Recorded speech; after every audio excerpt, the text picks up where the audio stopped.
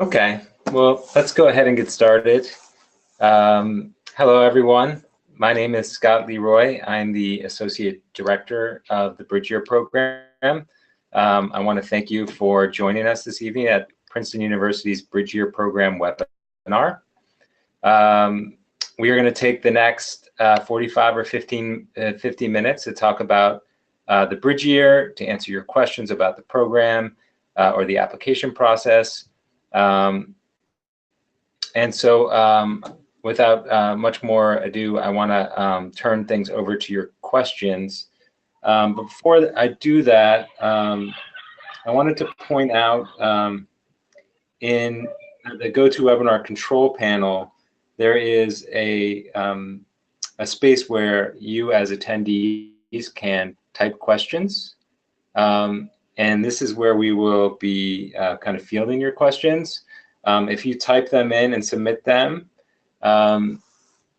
we will try to get to as many of your questions as we can.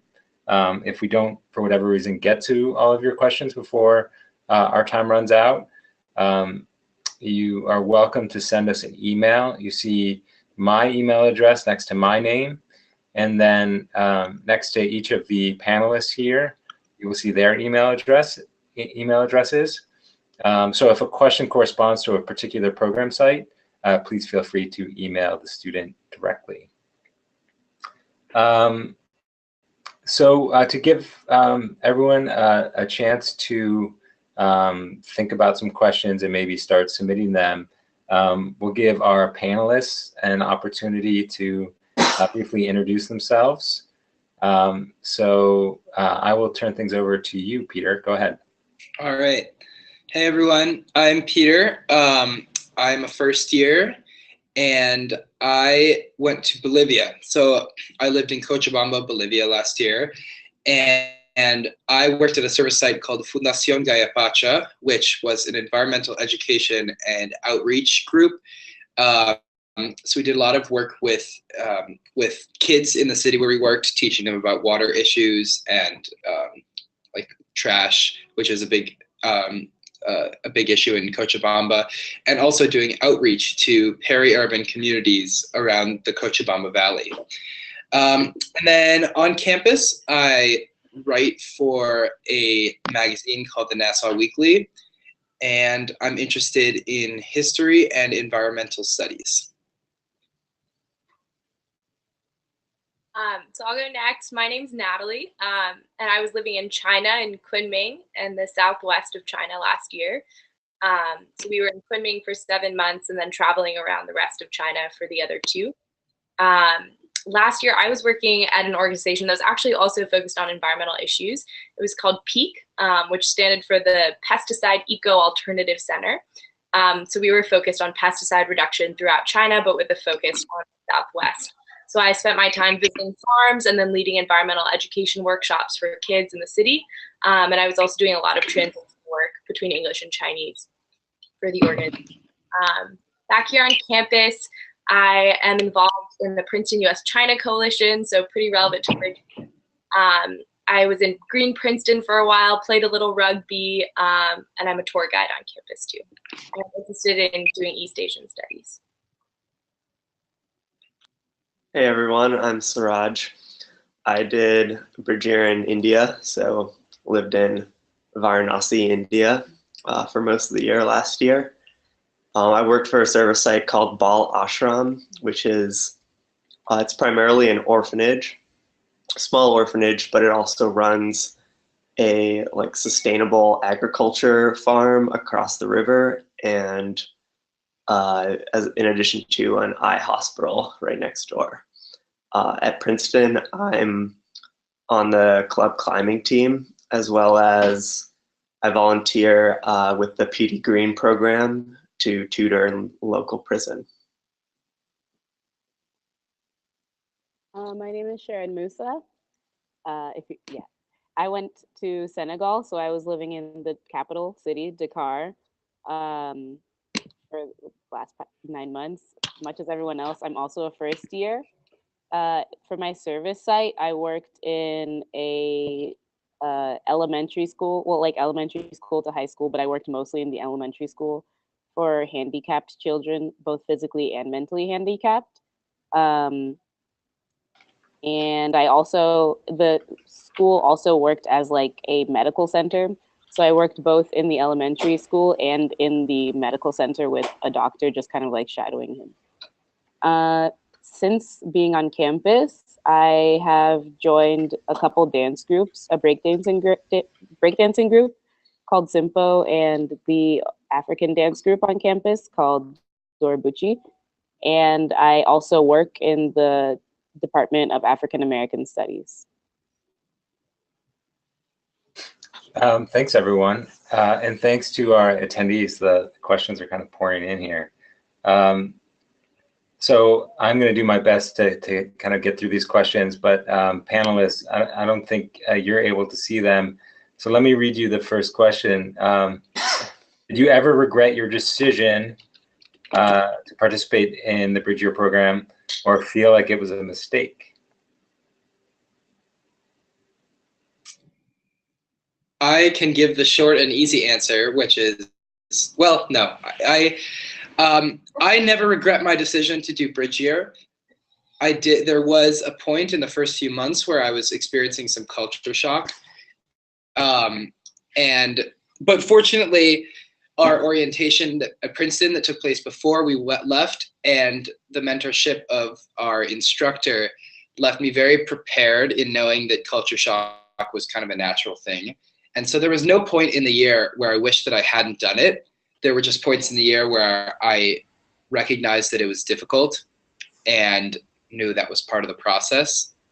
But I was always glad that I was kind of confronting those challenges. I would agree. At least for me, it was probably the best 9 months of my life. I would never give it up for anything, and I don't regret it at all, either during or like post the process.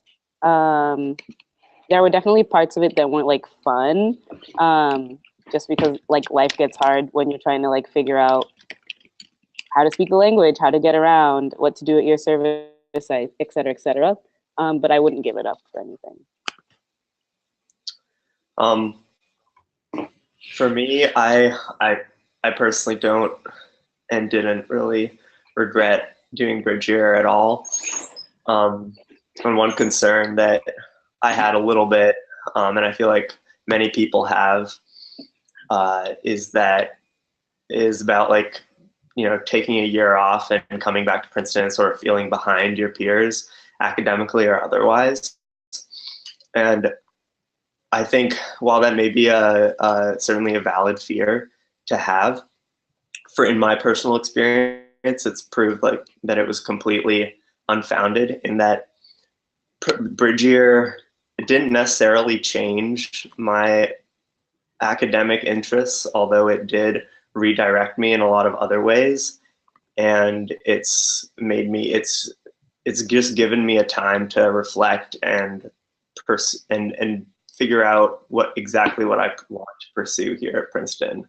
So coming to Princeton, I've been able to much more thoroughly explore the different academic arenas, and it hasn't hindered my academic progress at all. You'll get right back into the swing of things academically. And just building off of that kind of from a different angle, I think one thing I was really worried about taking an entire year off was missing out on friends from home, missing out on family events. It was the first time I'd been away from home over the holidays. And I have to say that although that was really hard, and those were the times when I was probably the most upset about being on Bridge Year, was when I really missed people from home. It definitely strengthened those relationships in the long run because I had stories to share and just more to share about experiences coming back. And everybody else was just off at a regular year of college, and I didn't feel like there was any larger degree of separation because I took a year off.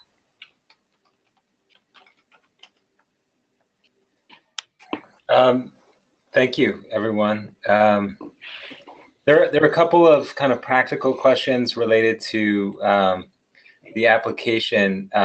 Guys, one of the questions was, how did you draft or plan your essays? I'll give you a second to think about that and answer a couple of other logistical things. One of which was, how selective is this program? We usually get between, I would say, 80 to 95 applications for 35 spots. So kind of the joke around the office is that if you've gotten into Princeton, you've done the hard part, statistically speaking anyway. Another kind of practical question relates to who should write a reference for you. Our teachers preferred, what about college counselors? I think from those of us who review applications, what we're interested in seeing or reading is kind of someone who can kind of speak to what you might bring to this experience. So certainly teacher, coach, someone who you worked for, volunteered with, and certainly guidance counselor could fall into that category. But yeah, really anyone who can kind of speak on, highlight kind of what makes you a good candidate for this program. Anyway, panelists, how did you approach writing essays and maybe more broadly the application process? I can start. My essay, I mean, it's been a little while since I wrote it, so I don't remember super well. But I think the most important thing to focus on in the application is that Bridge-Year is much more than just simply an academic experience that takes place elsewhere. So don't feel pressured to lump this in with the applications, like all the college applications you've done. I think the most important thing is to think about experiences of growth that you've had in your life, because that is, I think, most importantly what Bridge-Year is. It's an experience of intense personal and intellectual and emotional growth. And if you can talk about an experience you've had about that, and it can be in any context. I wrote about the plot of land in rural Missouri where my family spends every fall. It doesn't have to be, traveling the world. It really just matters that your essay can speak to you as a person and talk about a time that you've learned something about yourself. I think that is a good strategy to take, but I'd be interested to hear what the rest of you guys say. So I think for me, when I was writing the essays for this application at this point, I was really burned out from having to do all the other applications that I had in college, just for applying to colleges. So if I remember correctly, I feel like a lot, the Bridge-Year questions, they're not they are questions that a lot of other colleges do ask, if not Princeton have asked. So I think that I based a lot of my answers on questions, answers or essays that I had written for other college applications. I don't know, if that's if that's a bad advice to give, but if there's a similar question that you've had for another college, then I would say don't feel like you need to craft something completely new, because I mean, you're probably, if you're you're a senior in high school, so you probably have a lot of end of year exams going on. You're probably kind of exhausted from the whole college application process already. And yeah, I mean, everything Peter said was true. When you're talking about why you think you would be a good fit for this, Bridge-Year is a year, at least for me. Somebody else in my Bridge-Year year said that for him, Bridge-Year was a year in learning to be dependent on other people. And I think that's very true. You learn to realize that you can't be the only person doing things, and that you kind of need everyone else to figure your life out. But yeah, I would also say don't stress yourself too hard. Like Scott said, only 1/3 of one-third of the people who apply for this program are getting into this program, because not a lot of people apply for this program, unfortunately. I don't know why, because it's great. But don't kill yourself over the application process on this. Just to add on to that, I mean, take the application seriously, of course. Like, you got into Princeton, you certainly will do that without me telling you to. But, you know, to echo what Sharon said, I would say a way to rephrase that would be just to be yourself, you know, write about something you care about. And just to speak to what you were talking about, Scott, with the references, I think it's important to highlight that Bridgeyear, and Sharon, you touched on this, that Bridgeyear is an intense group experience, and that's a huge aspect of the experience that you sometimes like don't realize going into it. I certainly didn't realize going into it that it would be quite so, like, the group element would be such a big part of it. And it's really something special about the Bridgeyear program that you won't find in like any other program out there, gap year or otherwise. And so whether it's in a reference or in one of your essays, I think it would be important to flesh out how you know you would be able to add to that group and be a like good member and like team player in that group. All great advice. Thanks, guys. There are a bunch of questions here related to service. So I thought I would kind of throw that out there, and I think this will kind of depend on the program site. But how are students assigned to NGOs? Maybe in responding to kind of that process of being placed in an NGO, you guys can speak a little bit more about I don't know, the service experience in general, kind of maybe what was meaningful to you about your service experience.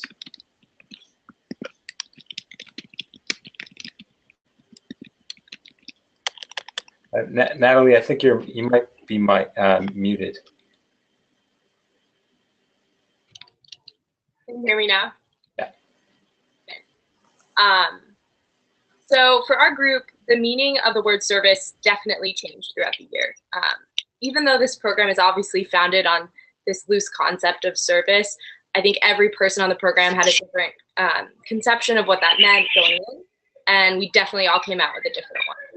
So personally, I went in thinking that I would contribute something to my NGO, do a lot of great work for them, go into the office every day, and that was sort of that. But coming out of it, I think everybody in our group would say that service had something more to do with building relationships in the long term. And honestly, that's something that you won't really be able to do in another country for a long time if you're planning on coming to Princeton. Yes, you can study abroad, but to be able to go away for an entire year is incredible. And I think to really meaningful service, building those relationships over time is super important. So that was definitely the case at Peak where I worked. I worked in a really social atmosphere. Becoming friends with my colleagues was a big part of it. My favorite time at the service project was actually this road trip that we took out to a garlic farm where we lived for a week. Our clothes reeked the entire time, but we were actually developing a way to farm garlic so that people would stop burning excess scraps. So we were running experiments, but also interacting with the local community at the same time. And it was kind of this amazing hodgepodge of like doing science, kind of focusing on an academic lens, but also developing relationships with the community so that we wouldn't hurt the farm in the long term. So that's just sort of loosely what how my conception of service changed over the course of the year. And then in terms of how we were assigned to NGOs, I think it was really, I think everybody kind of wanted a different NGO coming into it. I don't remember any sort of conflict or tension. We basically all wrote short notes to the directors of the program asking to be placed at a specific type of NGO, and I'm pretty sure everybody's needs were met. So we were definitely all happy with our placements. Maybe one or two more people want to speak to that kind of placement process and any kind of insight about what you learned about service. Yeah, I can speak to that. I can start with the placement process. So we toured in our second week in Cochabamba. We went around to each service site and heard them talk about what they did and got to see what their dynamic was like, if they were in an office or if they were in a school or if they were kind of an outreach group. And then we all I think we did the same thing as Natalie did in China. We all wrote something up for our instructors to express our interests and why we wanted to be in a certain service site, and we ranked them. And I think we looked at 7 service sites, and we looked at 8 service sites, and we ranked all 8 of them. And then our instructors looked at them and assigned them, and everybody ended up happy with their service site. And I would agree with Natalie. The idea of what service is the huge question on Bridge Year. And I think just as importantly, a huge question to consider going into a Princeton education, because the idea of service is a really elusive idea that's at the heart of like Princeton specifically, that is very worth thinking about critically. But I would say that my impression is that I came away with thinking about service as, one, building relationships with the community, like learning to feel affection for a group of people and, making friends, and 2, learning from them. I felt I learned a lot more from my service site than they learned from me. I was just a high school graduate there with a willingness to help out whatever they needed to do. And I felt that the insight they gave me will help me now that I'm back in the US. And I think if you guys are interested in NGOs and the sites and hearing about the specific things that people are doing, you can look at the field notes on the Bridge Year website. And so these are updates from the groups that we do, I think, 3 times a year for the Bridge Year website specifically.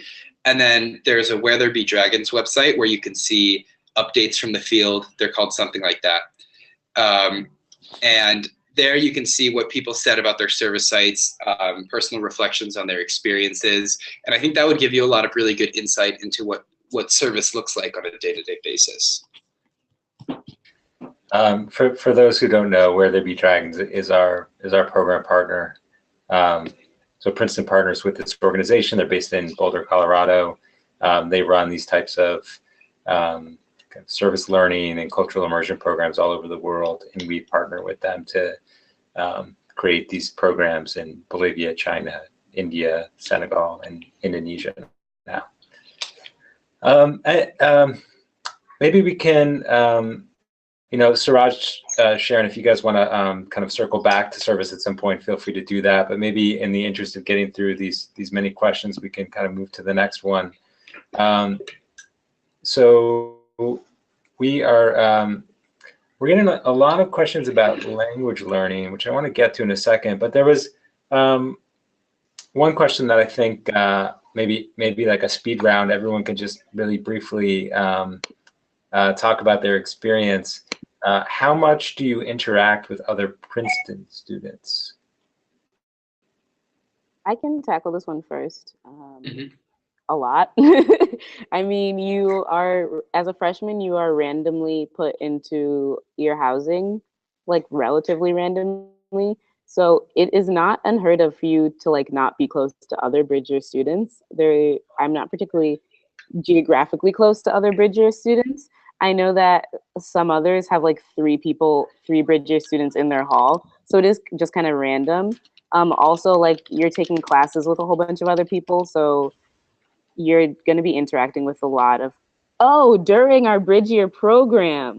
Not that much, I guess. Like outside of the other people in your Bridge Year cohort, we sometimes did try and Skype across countries. If I remember correctly, Senegal and China did try and do a Skype, and I want to say Senegal and Bolivia tried to do a Skype. But what about with your actual? What about with your peers in Senegal? I mean, you're with them all the time. At least initially. So sorry.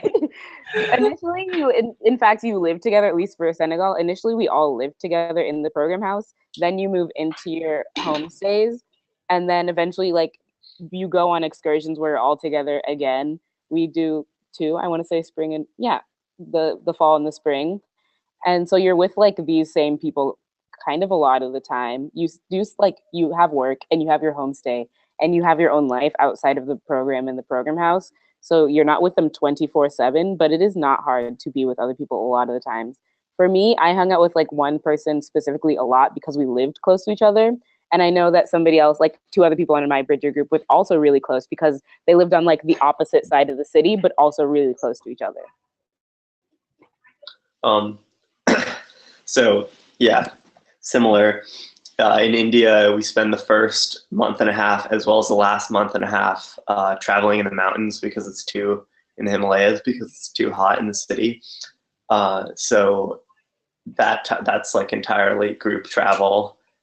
Some like independent homestays for a little bit, but usually you're like traveling, you're like in the train, on the bus, in the car, like squunched into a car together. Yeah, you just get to hang out with these amazing people who are going to be your peers when you come to school, as well as your instructors, both local and from Wortherby Dragons. And I think we also had 2-week like winter excursion as well as like a week-long spring excursion, and daily to weekly meetings throughout the course of the year. So it's like you can spend as much, you are going to be spending a lot of time with the other Princeton students on your program, no matter what. That's what I was saying. That's what I was trying to hint at when I was talking about how intense the group experience is. But, you know, like Sharon said, you also still have your own, all the service sites are separate, and the homestays are separate. So you do have your own space and life. Yeah, I would agree with what Suraj said. We traveled together in Bolivia. We traveled together for a month at the beginning and a month at the end, and 2 weeks in the middle in January. And that time we were together almost all the time, which was really lovely. It was a great way to build our group. During our time in Cochabamba, we would see each other almost every day in the afternoons. In the mornings, we would go to our service sites. In the afternoons, we would go to a program house, which is a specific house in the center of Tikipaya, which is the smaller town where we lived. And we would have language lessons or discussions or group speakers. We would have movie nights. So we had a lot of group time. In addition, in my experience in Tikipaya, it's a very small town, and the homestay families all know each other more or less. Well, they certainly do now. They all know each other. So it really felt like we were inserted into a community. So we would go to, when each other's families threw parties, we would go to parties at each other's house. I ate at the restaurant of my friend Jacob's house. His parents ran a restaurant, and I would eat lunch there most days. So it was as if we took the smaller social group of our Bridger cohort and inserted it into a bigger social context, specifically because Tikipaya is such a small town. I know it was different for other Bridger groups, but that was my experience, a lot of group time. Yeah, I'd like to just provide a little contrast to that. So I definitely spent a ton of time with the group last year. So the China program sort of similar, a month of travel with the group at the beginning and the end, 2 in the middle. And we definitely had a lot of group time then. But Kunming is an 8 million person city. It's pretty sprawling. So that's definitely a contrast to something like the Bolivia program. There were definitely days when the China group didn't get together. I lived pretty close, like a 15-minute bike ride away from one of the other girls in the program. So I knew her family really well. She knew mine. But I don't think I even met some of the other students' host families throughout just because the city was so sprawling. That being said, we still had group time every Wednesday for breakfast, afternoons, and Monday all day. So no matter what Bridger program you're on, you'll definitely be spending time with the group. But I think China is known for being one of the more like independent of the Bridger sites just because of the nature. Yeah, I think that's true. Just because Kunming is such a big city and requires a little bit more time to move around. Great, thanks, guys. So in the interest of time, let's move on to the next question. There are actually a whole bunch of questions related to language learning. So maybe you guys can just kind of each of you can talk a little bit about what that component was like on your experience, and there seems to be a lot of interest in kind of how proficient you were able to become in the course of your program.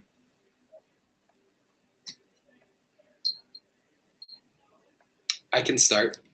I knew a little bit of Spanish going in. I had taken AP Spanish in high school and done kind of the classic high school route of Spanish classes.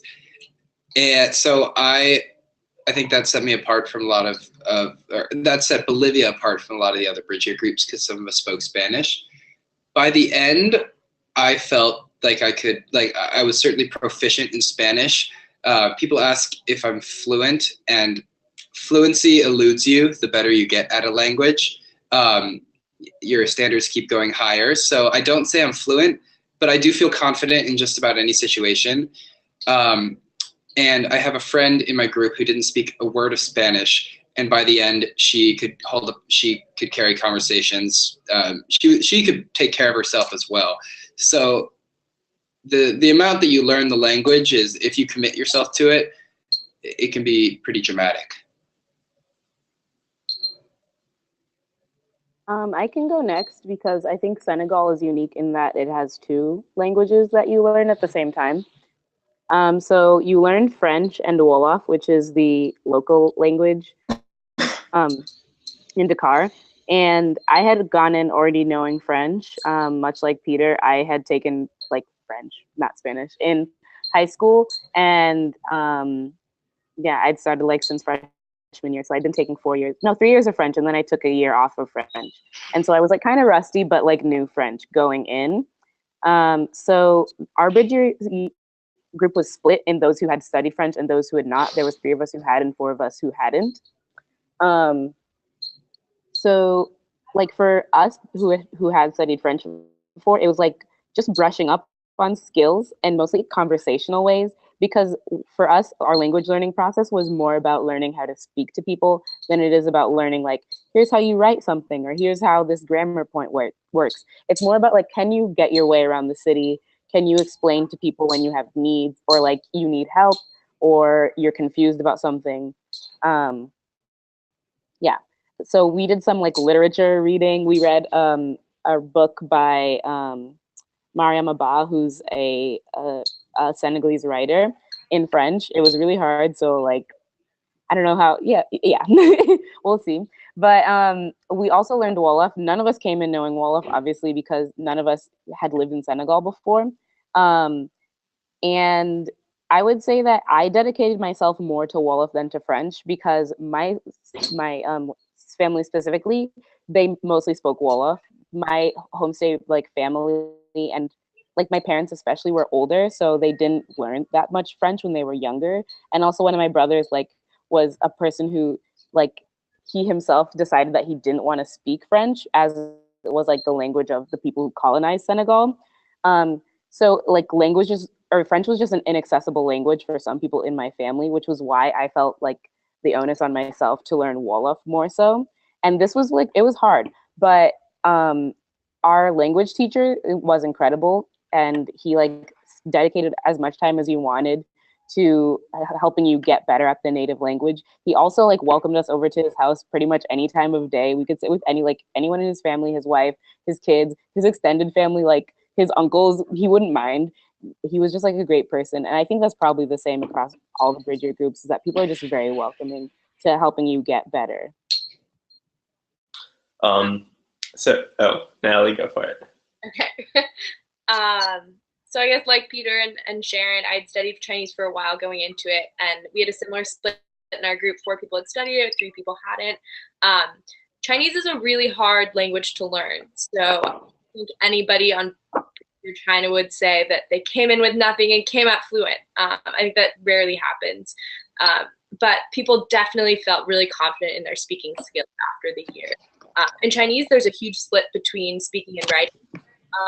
And I think a lot of us chose to really emphasize the speaking element rather than laboring over hours and hours of character writing, although some people did choose to do that.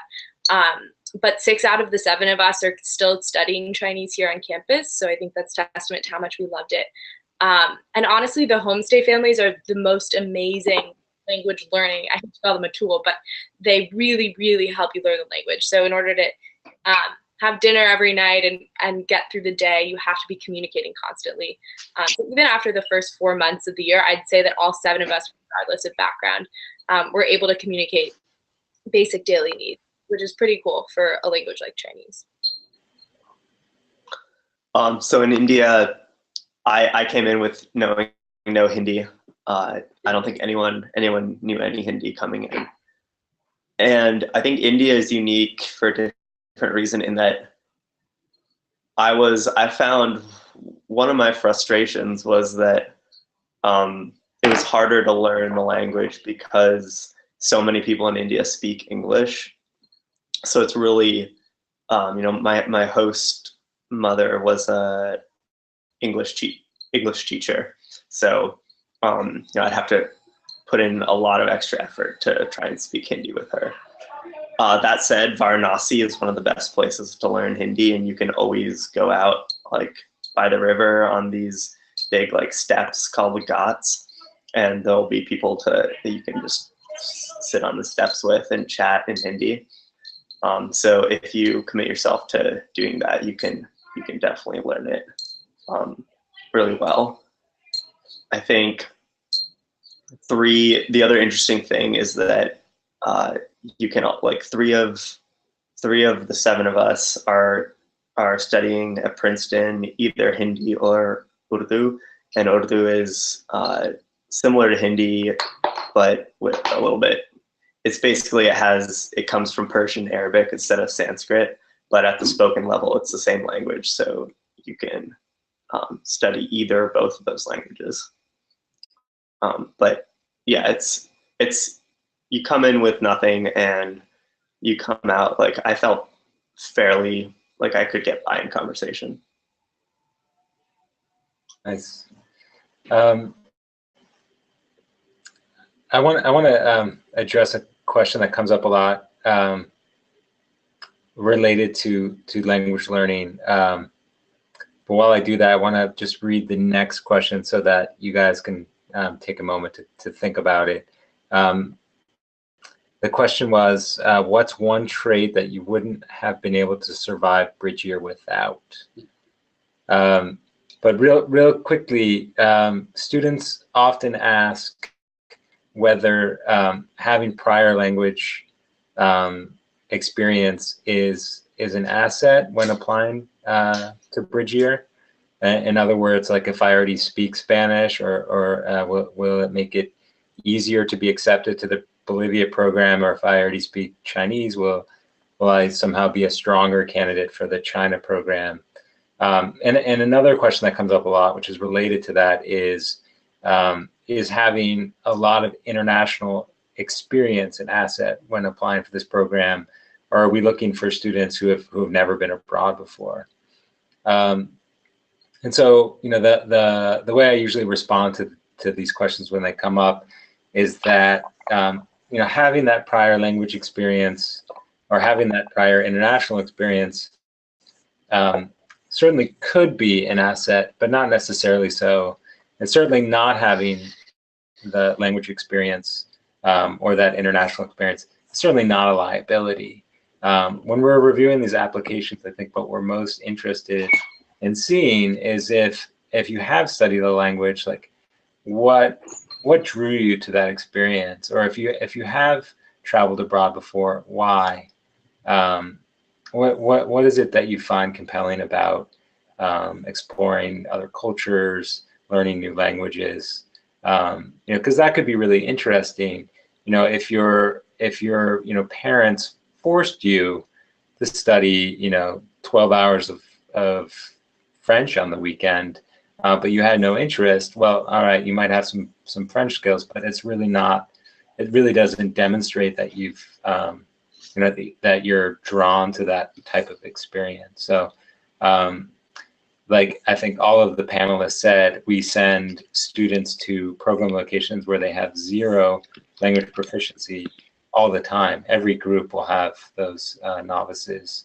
Having some Chinese, as maybe Natalie can attest, does make those first few weeks a little bit easier, or those first few weeks in Bolivia if you speak some Spanish. But the learning curve is pretty steep, and I think these students pick up on what they need to pick up.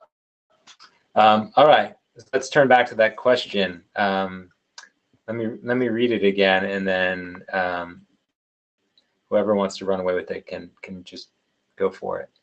What's one trait that you wouldn't have been able to survive Bridge Year without? All right, I'll start with the easiest response to that, which is a form of adaptability or resilience. You just, Bridge Year is going to throw things at you that you will never be able to predict or expect, no matter how much you know about the program or anything. And you just have to, one thing I think it'll really teach you is how to sort of like not be as attached to your expectations or what you hope to get out of something, and instead look for like what's being offered to you in any given situation. And if you come in with that attitude, even if that skill isn't very well developed, if you set an intention to work on that, Bridge Year will completely make that a reality in your life, and that'll be invaluable throughout your time at Princeton and beyond. Yeah, I can go next. I would say the one thing I could not have survived Bridge Year without is humility, and I didn't have it going into Bridge Year. I was lucky enough to have an instructor who taught me some humility, and also the experience of being in another country out of your element is certainly a humbling experience. And I would say that being humble, which can mean a lot of things, for me it meant being aware of the limits of my language ability, seeing how limited just speaking English can be, thinking about all of how most of the world lives, and matching up my experiences with comparing my backgrounds to how most of the world lives. All of that was profoundly humbling, and that I think is one of the things I feel most fulfilled by from the Bridge Year experience, is that it gave me a really invaluable humility that I think I'm very, very happy that I had the privilege to have that experience. So just going into some humility, knowing it will be difficult, knowing that your understanding of the world and of whichever corner of the world you end up in is limited. I think that is a very, very, very valuable quality. I can go next, I guess. I think being able to ask a good question is something that you must be able to do. And I guess it's related to humility, being able to put yourself out there and be embarrassed in any situation. Whether it's really a big struggle was learning how to do the laundry in my homestay, and it turns out I was doing it wrong for a really long time, and I never had the guts to just walk up to my host mother and asked, "How do I do the laundry here?" That was useful, but also, being able to ask at your service site, "What do you want me to do?" rather than jumping into the first task that's presented to you, or asking what you should tackle with the language before you just throw your head in a textbook. And in Kunming, at least, being able to ask for directions is super important. So a lot of the times you won't have Google Maps, you won't even have a hard copy of a map. You'll have to just walk up to a stranger and ask how to get around. So I'd say being able to ask a good question is important. I would say perhaps gratefulness. I think that in past years, I just in talking to my homestay mom when I was there, one of the things that she mentioned, what she appreciated about having me in the house, was that every day I would wake up, if I didn't have to go to work, I would just be like, how can I help? And I think she really appreciated the fact that she knew that I was grateful to her for opening up her house to me. And it's not always about being like, listen, I'm here, so now you need to like treat me like a guest. You need to like, I don't know, make the bed for me and like have a nice meal for me every day. It's more about like understanding that your service can also just be literally and like sitting down and being like, yeah, can I help with the laundry? Or like, can I help with lunch today? Or can I clean the house today if I see you guys cleaning the house? Or like, what work are you doing around the house that you need me to be doing? Like, as I said, my homestay mom was an older person. So for her, like she had a lot of knee problems. So a lot of times it would just be like her asking me to like walk around the neighborhood and pick up things, and which was like great because it was also like language learning help and also just getting to know the like my environment. Um, so yeah, I would say maybe gratefulness and also patience in understanding like things aren't going to come to you as quickly as you hope. Even if you know Spanish or you know French or you know Chinese, like it's not going to be quite the same as living in an environment where you have to speak that every day. And going to your service site is going to be different. Like you can visit it and you can be like, this is where I want to be, and you can be placed there. And as you go along the year, things are going to change. So you have to, be flexible, like Suraj was saying, but also be patient in understanding that things aren't always going to be perfect the first time you do them, and be grateful for like the opportunity and be grateful to your homestay family and express that gratefulness. I think that's something that they really appreciate. Nice. We've gotten a lot of questions about safety, so I want to kind of try to address that from kind of the programmatic standpoint. But then, if you guys want to add anything about kind of how safe or unsafe you felt during your bridge year, feel free to add to that. And then hopefully we'll have time to talk a little bit about homestays, but we're running out of time. In terms of health and safety, this is obviously something that we are very concerned about, spend a lot of time thinking about. We take it very seriously. There are risks in participating in a program like Bridge Year, but we work hard to kind of manage those risks, and we're very comfortable as an institution with kind of the level of risk that the Bridge Year program involves. Managing that risks starts with, first and foremost, with choosing a program partner that has a lot of experience, a lot of expertise in kind of preparing for, preventing, and responding to safety and security issues. Where There Be Dragons has been a great partner. One of the reasons we like working with them so much is that they've been working in these communities for a really long time. They have great relationships with people on the ground. They're very tuned into what the risks are and very good at working with students to help manage those risks. But it's not just our partner. Princeton kind of brings a wealth of resources to the whole kind of risk management process. We're members of an organization called International SOS, which provides advice and consulting on everything from which hospitals to go to in rural places, to how to find a specialist, to evacuating students in emergency situations if those were to occur. We also work with University Health Services here on campus. So if a student needs to see a doctor in Senegal, we'll get a report. We'll share that with University Health Services. Most of the time they'll just say, yeah, everything looks fine, or they might have some advice for us.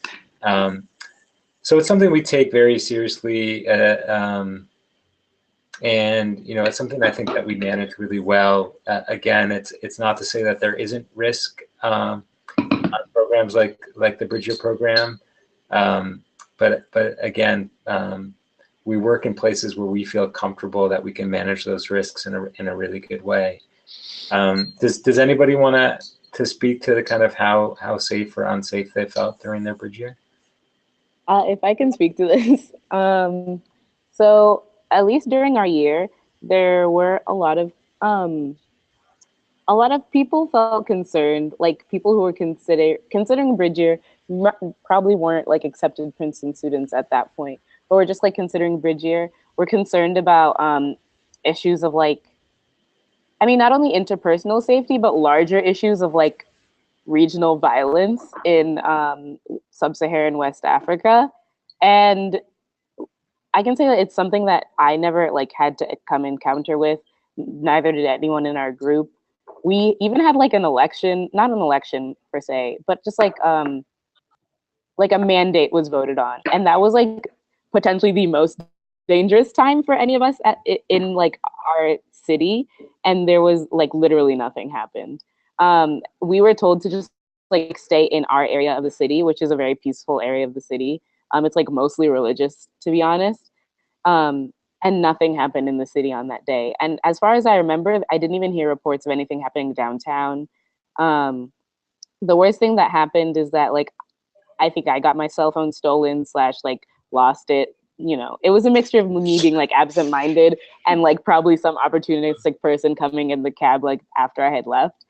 And I know somebody else, a girl, got pickpocketed, or like was either pickpocketed, I think, once, and then there was an attempted pickpocketing against her a second time.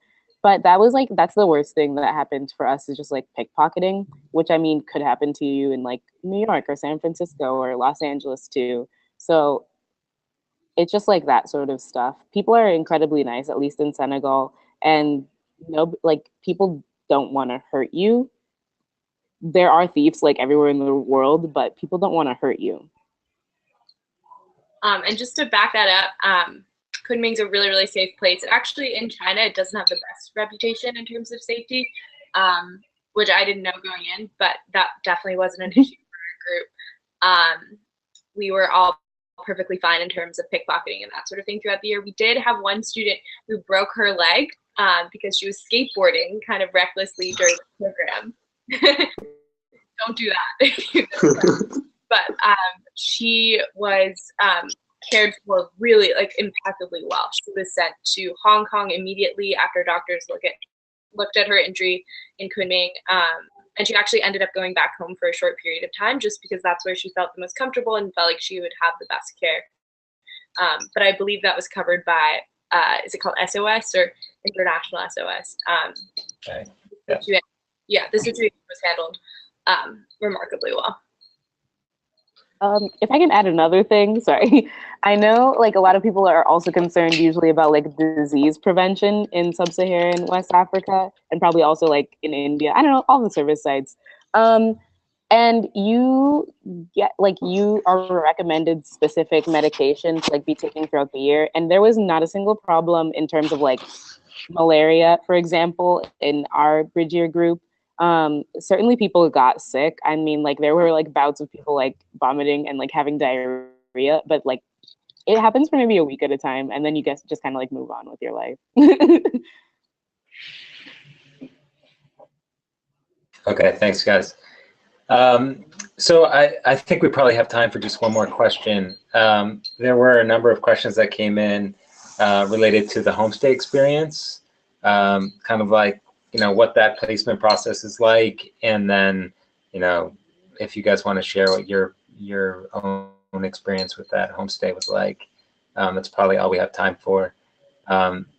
If you, just to the attendees, you know, if you asked a question and we don't get to it tonight, I really do encourage you to send them in the form of an email to byp@princeton.edu, or again, like specifically to one of the students or to all of the students if you want to hear different perspectives on things. We're really happy to answer your questions, even set up a time to talk. Obviously in this format, we're somewhat limited, and there were a lot of questions tonight, so I appreciate that. But anyway, panelists, you want to talk a little bit about your homestay experiences? Yeah, I can start. For me, the homestay was by far the best thing that came out of Bridge Year for me. I was lucky enough to be put in a homestay family. It was a mom and her 4-year-old daughter, a 38-year-old mom and her 4-year-old daughter. And the mom's name was Dani. and we went on trips together. We cooked together. We did just about everything together, and I still talk to her every day. And in fact, I'm going back to live with her for a while this summer. So for me, being able to develop that kind of relationship and have now a best friend in Bolivia for the rest of my life is the best part that came out of Bridge Year. So that was really, really wonderful for me. I had a not totally similar experience, but also homestay was a pretty important part of my Bridge Year experience. I got really close with my homestay mother because it was basically just her at that point in my homestay. She had a daughter as well as two granddaughters who would visit fairly often, but for the most part, it was just me and her. And she was going through a very difficult time because her husband had passed away not too long ago, and she's just like an amazing person. And I consider her, like, we would stay up into the night talking almost every night, and I consider her like equivalent to my real mom. And I'm also going back to see her next year. I can go now. I've already hinted at it, but my homestay mom was like, my homestay family was much older than I was. Like, going in, I had told like the Bridger program, like, oh, I think I want people my age, because I like kind of wanted to see like what people, especially like girls my age, are doing. This was like, it didn't happen that way, but I'm certainly not complaining either. My homestay mom was maybe like 62, and I want to say my dad was maybe like early 70s. So my homestay siblings were ages 28 to, I want to say, like probably 50s, but I mean, a lot of them had like moved out of the house. Um, so there was, Senegal is also interesting in that it is a country that has polygamy. So I was living in the house of my father's second wife, and he also mostly lived in that house. Like, I didn't even meet his first wife, and I think I saw the kids of like his third wife on one occasion, and they were really young. So like, there were kids from like all ages and like in the house kind of at any given time, but it was mainly the elders, aka my mom and dad, my homestay siblings, who were like pretty much 28 to 30, at least, like usually in the house, 28 to 32. And then their kids, if they had any, which would be like a 3-year-old, a newborn, kind of like a couple months, a 3-year-old, a 6-year-old, and a 9-year-old, I want to say. So Senegal is a little bit different. My homestay family was like kind of average in what it had as compared to others. I know another girl had like 10 kids in the house at one time. I had maybe like 4 at max. Other people lived in compounds where like they were living with all the wives of their like father figures and all of their kids. So it would be like 60 people in the house at any one time. House being used loosely. But like Peter was saying, I found the homestay experience to be one of the most rewarding experiences for me. And sometimes I would find service frustrating, or I would find like just being out and about in the city frustrating, like language was frustrating. But coming home and just explaining and decompressing and being able to talk to my homestay siblings, I found to be incredibly relaxing and such an uplifting and like great experience. And just super quick, my homestay family was also obviously an essential part of the year. It didn't go as I'd expected. Much unlike Senegal, China obviously had the one China policy until recently, so every family has one kid in a home. My host sister was exactly my age. Her name is Wen Qing. She was a voracious student. She was studying for almost 8 hours every afternoon, playing the piano. So I actually didn't get to know her as well just because she wasn't as accessible.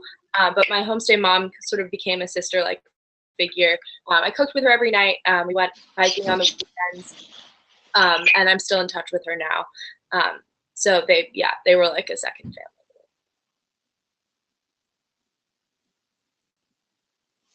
I'm muted. All right. Thanks, guys.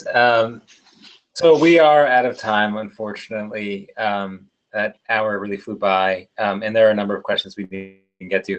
Again, please do email us your questions. We're really happy to answer them. But I want to thank everyone for attending this webinar. And I also want to remind everyone that the deadline to apply is May 21st. That's a Sunday, so before midnight on Sunday, May 21st. And please do reach out if we can answer any questions, answer questions from parents, connect you to past participants, connect your parents to the parents of past participants. We're really happy to make those kinds of connections. I'm going to just put up on the chat here to everyone. Hopefully everyone can see that, the link to the Bridgeyear website. I imagine most of you have found your way there already, but there's a lot of information there about the program, about the specific program sites. As I think Peter mentioned, updates from the field. These are reports from students about their experience. There were a lot of questions about service and the specific types of service opportunities that exist. All that information is available on our website, so please check it out. But special thanks to our panelists. Guys, you were great. And thank you again, everyone, for attending. This will be a video that we'll post to our Facebook. So if you came in late or missed a part, feel free to come back and check it out. All right. Thanks, everyone. Good Bridgeyear. Bye-bye. Good Bridgeyear.